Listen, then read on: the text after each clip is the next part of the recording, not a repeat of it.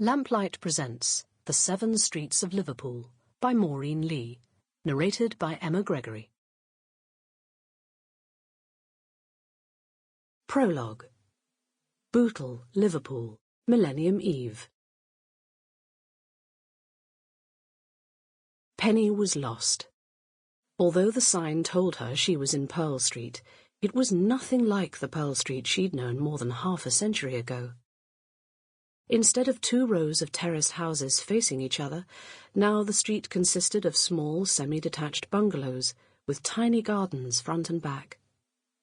There had either been massive redevelopment, or she was in the wrong Pearl Street, the wrong Bootle. Had she come to the wrong city altogether?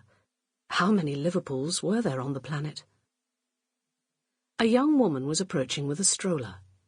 The small child inside was snuggled inside too many clothes to tell if it was a boy or a girl.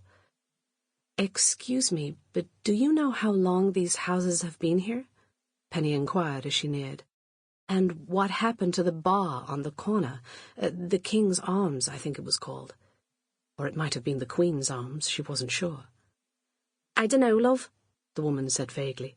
"I've only lived here a couple of years. You need to ask someone older." "Oh, yes, I should have, but thank you anyway." "That's all right, love." The woman began to walk away, then turned. "Are you from America?" "Yes, New York." "I thought so. I'd recognize an American accent anywhere." She walked a few more steps and turned again. "Is that coat mink?" "Yes." "Jesus!" She rolled her eyes. "I never thought I'd see a mink coat in Pearl Street." She laughed, and the child in the pushchair laughed with her. "Can't stop or I'll be late picking up me little girl from the party. Ta-ra, love." Ta-ra. The word was familiar. Mom used to say it sometimes. "Ta-ra," Penny called, though the woman was already out of earshot. It sounded odd on her tongue. What was she supposed to do now? It was a horrible day, and the sky was already growing dark. Despite the coat, she felt cold. She had expected to find the street exactly as she remembered, and had thought that if she knocked on enough doors, she would be bound to find someone she knew from old, or who knew her, or someone who remembered her. When she'd lived there, it had seemed as if everyone in Bootle knew everyone else, was even related in some way.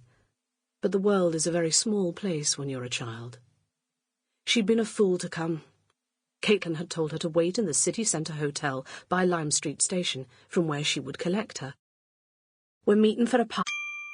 Sample complete. Ready to continue?